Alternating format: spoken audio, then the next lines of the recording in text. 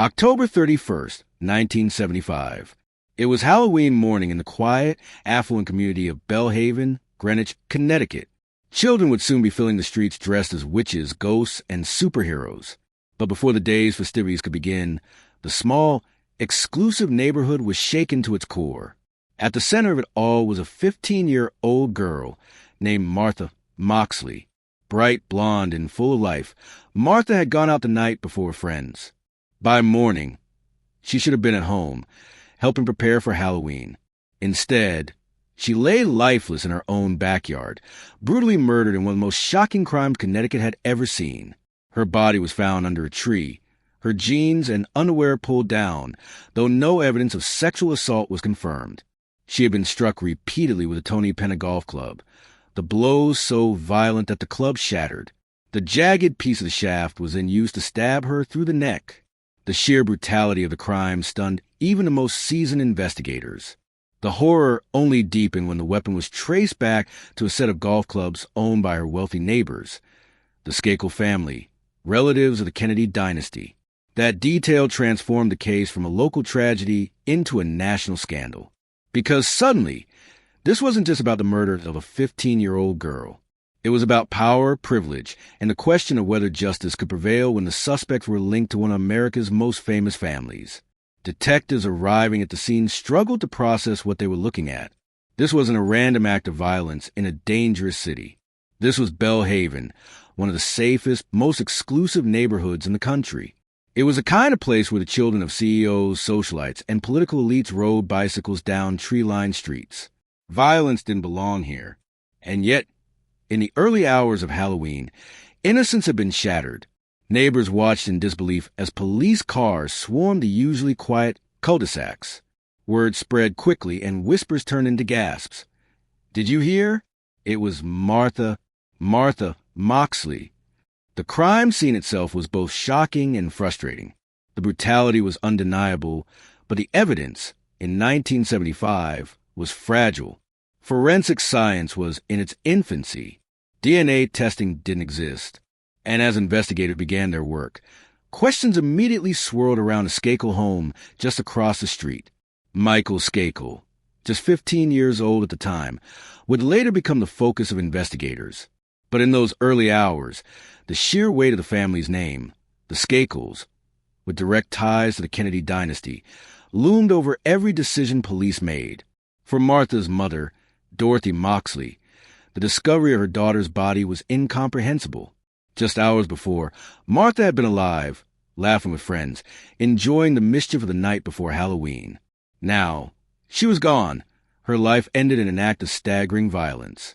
In interviews years later, Dorthy would recall the surreal nature of that morning. She had gone to bed expecting to wake up to another ordinary day. Instead, she woke to chaos, police tape, and the unbearable truth that her daughter's life had been stolen. That morning, the Moxley family's lives were divided forever into two parts, before October 30th, 1975, and after. And as detectives surveyed the grisly scene, one fact became chillingly clear. The killer had not come from the outside. The weapon came from the neighborhood. The monster was likely someone Martha knew. This was not just a murder. It was a betrayal. And it would launch a decades-long battle for justice that pitted a grieving family against one of America's wealthiest and most powerful dynasties. Before she became a name synonymous with tragedy, Martha Moxley was simply a teenage girl, lively, bright, and deeply loved. To her friends, she was a bundle of energy. To her family, she was the heart of their home. And to the quiet town of Greenwich, she was just another smiling face at the center of a seemingly idyllic community. Born on August 16, 1960, Martha grew up in California before her family relocated to Greenwich, Connecticut in 1974. Her father, David Moxley, was a senior executive at the accounting firm Touche Ross, and her mother, Dorthy, was a devoted homemaker. Martha had one older brother, John, with whom she shared a close, supportive bond. Martha's friend described her as fun-loving, adventurous, and kind. She had a playful sense of humor and a natural charisma that drew people toward her. At school, she was considered popular but not arrogant, confident yet approachable. One of her closest friends would later recall, Martha was just one of those people you want to be around. She could make you laugh, even on a bad day. When the Moxleys moved to Greenwich, they settled in Belhaven, a wealthy, gated enclave filled with sprawling estates, manicured lawns, and the kind of wealth most Americans could only dream of. Their neighbors were corporate executives, doctors, and political families. It was by all appearances a safe haven. Teenagers in Belhaven often roamed freely after dark, hopping between each other's homes, gathering in groups, and staying out later than their parents realized. The privilege of the neighborhood created a sense of immunity, as though nothing bad could ever happen there. For Martha, the move to Belhaven was an exciting change. She was adjusting well, building friendships quickly, and fitting into the local social scene. But in hindsight, her new environment would place her in close proximity to a family whose name carried both prestige and power: the Skakels. The Skakels were no ordinary neighbors. They were the wealthy heirs of the Great Lakes carbon fortune and direct cousins of the Kennedy family. The children were being raised by Rushton Skakel, a widowed father who struggled to maintain control of his large, often unruly brood. Among the Skakel children were Tommy Skakel, 17 years old, and Michael Skakel, 15, both of whom became part of Martha's social circle. Martha often visited the Skakel home, where parties, chaos, and lack of parental supervision created a magnet for neighborhood teens. To her, the Skakels were simply friends and neighbors. But in the months following her death, that connection would cast a dark and complicated shadow. In the fall of 1975, Martha was thriving. She played sports, spent time with her friends, and was known to write in her diary reflections that would later provide haunting insight into her relationships and state of mind. One entry, just days before her murder, mentioned Michael Skakel, who seemed to be competing with his older brother Tommy for her attention. Martha wrote about how Michael had once embarrassed her by trying to climb into her window late at night. These teenage dramas seemed harmless at the time, the kind of gossip and tension that swirled around high school circles everywhere. But in retrospect, they would take on a far more sinister weight. To her mother, Martha was still her little girl, carefree, with dreams of the future, unburdened by the darker realities of the adult world. When Dorthy Moxley later spoke about her daughter, she painted a portrait of a teenager filled with joy and potential. She was happy here. She had friends. She was busy. She had her whole life ahead of her. The Skakels weren't just any family. They were wealthy, prominent, and directly tied to America's most famous political dynasty. Ethel Skakel, sister of the Skakel patriarch, was married to Robert F. Kennedy. This made the Skakel brothers first cousins to the Kennedys. In 1975, the Kennedy name still carried enormous weight. Investigating the Skakels meant potentially challenging one of the most powerful families in the country. The Skakel boys were questioned almost immediately. Tommy Skakel, 17, admitted to being with Martha on the night of her death. He said the two had been flirting and shared a kiss before she left around 9:30 p.m. Michael Skakel, 15, gave a more confusing account. He first claimed he had been at a cousin's house watching TV, then later said he went out driving around town after 11 p.m. Both stories left gaps, especially considering Martha was last seen alive near their home. Within days, whispers spread that the Skakel brothers knew more than they were admitting. Some classmates claimed both had crushes on Martha, and rivalry between them may have been brewing. Others described the Skakel household as chaotic, a place with little parental supervision, wild parties, and emotional volatility. One Greenwich police officer later described it as a house without rules.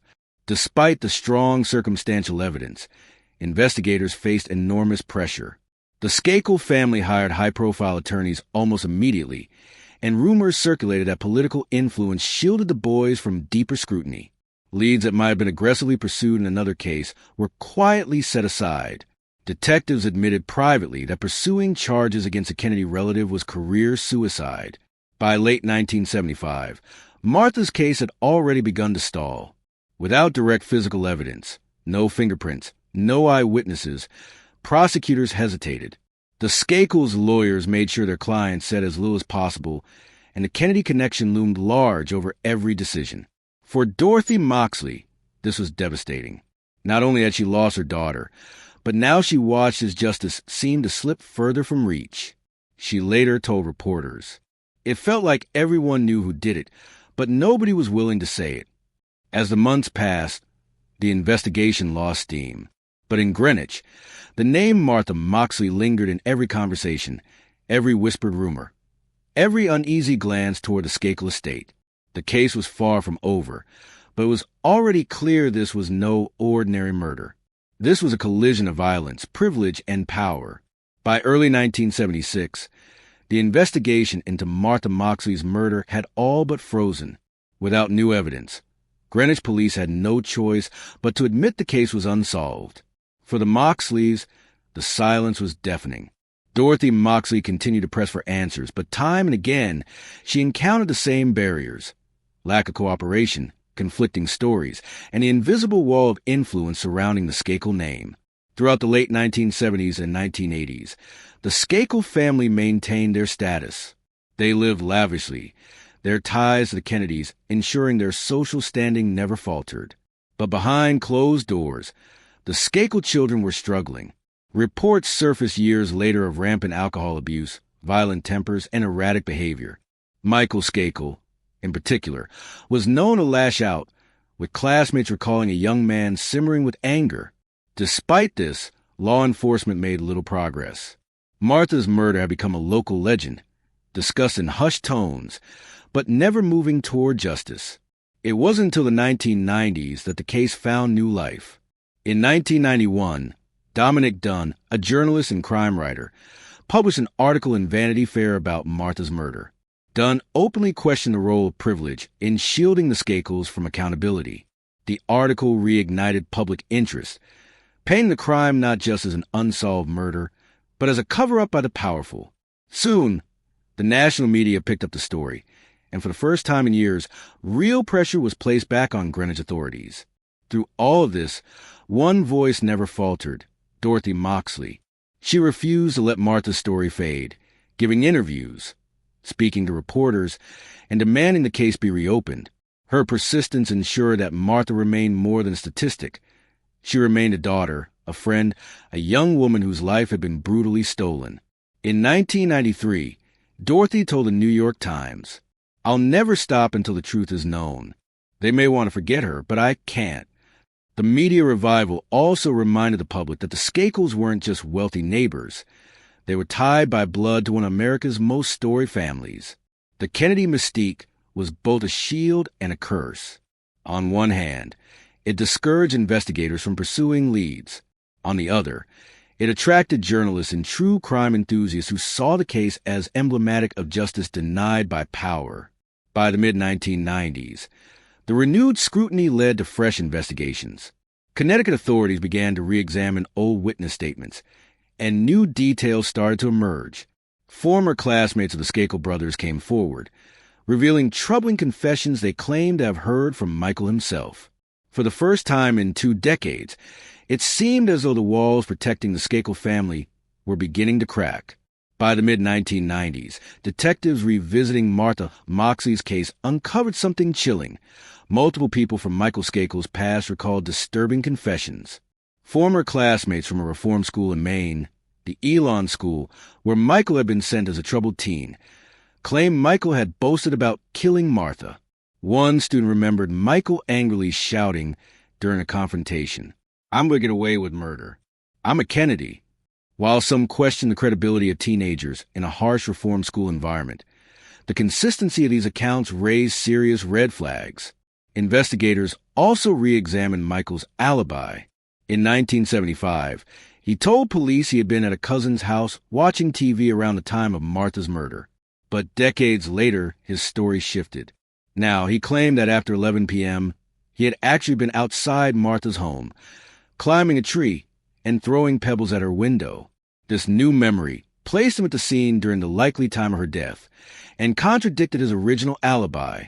In 1998, former Los Angeles detective Mark Fuhrman, made infamous in the O.J. Simpson trial, published a book titled Murder in Greenwich. In it, Fuhrman argued directly that Michael Skakel was a killer. He dissected inconsistencies in Michael's statements, highlighted his violent behavior, and called out the decades-long shield of privilege. The book became a bestseller, and the public pressure intensified. By June 2000, nearly 25 years after Martha Moxley's murder, a Connecticut grand jury convened to examine the case. After hearing testimony from dozens of witnesses, the jury indicted Michael Skakel for murder. The once cold case had burst back into the headlines, and for the first time, Martha's family felt genuine hope that justice might finally be within reach. In 2002, Michael Skakel went on trial for the murder of Martha Moxley. Prosecutors painted him as a jealous, troubled teenager with a violent streak, enraged by Martha's closeness to his brother Tommy. The jury heard about his shifting alibis, his alleged confessions, and the weapon that came from his family's home. The defense countered by attacking the credibility of the Elon school witnesses and framing Michael as a scapegoat targeted because of his famous last name. On June 7, 2002, the jury delivered its decision. Michael Skakel was guilty of murder. He was sentenced to 20 years to life in prison. For Dorthy Moxley, it was a bittersweet moment. Justice had come, but only after decades of waiting, decades of reliving her daughter's death, decades of battling against silence and influence. In her words, this doesn't bring Martha back. But finally, the world knows the truth. Michael Skakel's 2002 conviction was hailed as justice long denied. But the story was far from over. Almost immediately, his legal team began filing appeals, arguing that the trial had been unfair, the evidence unreliable, and the witnesses untrustworthy. At the heart of their defense was a claim that memories from decades-old witnesses, especially troubled teens from a reform school, could not form the backbone of a conviction. The Skakel family poured millions into Michael's defense, hiring some of the most powerful lawyers in the country. Among them was attorney Mickey Sherman, whose flashy style was later criticized as ineffective. Critics claimed Michael's wealth had helped him avoid justice for decades, and now it was being used again, this time to fight his conviction. In 2013, after more than a decade behind bars, Michael Skakel won a shocking legal victory. A Connecticut judge ruled that his original trial attorney had provided ineffective representation. As a result, Skakel's conviction was overturned, and he was released on bail. The ruling stunned the Moxley family. After decades of waiting for justice, the man convicted of killing Martha was suddenly free again. In 2018, the Connecticut Supreme Court upheld the decision to overturn Skakel's conviction. The state announced it would not retry him, citing the age of the case and the difficulty of securing reliable witnesses after so much time had passed. Michael Skakel walked free, his record technically cleared. Not because he had been proven innocent, but because the passage of time and the failures of the justice system had created too many obstacles for a retrial. For Dorthy, it was another devastating blow. She expressed her disappointment publicly, but never lost her quiet dignity. She said simply, "The justice system failed Martha again, but I know in my heart who killed my daughter." The story of Martha Moxley's murder has since remained one of America's most haunting true crime sagas. To this day, debates continue. Was Michael Skakel truly guilty, or was the case against him too weak? Did the Kennedy connection shield him for decades, only for him to be sacrificed later under public pressure? Or did justice, however flawed, at least bring some measure of truth to light? Amid the trials, appeals, and headlines, one truth remains. A 15-year-old girl lost her life in a brutal, senseless murder. Martha Moxley was bright, funny, and full of promise. For her friends and family, no legal outcome could erase the loss. Her case is a reminder of the devastating consequences of violence, the corrosive influence of privilege, and the enduring strength of a mother's fight for justice.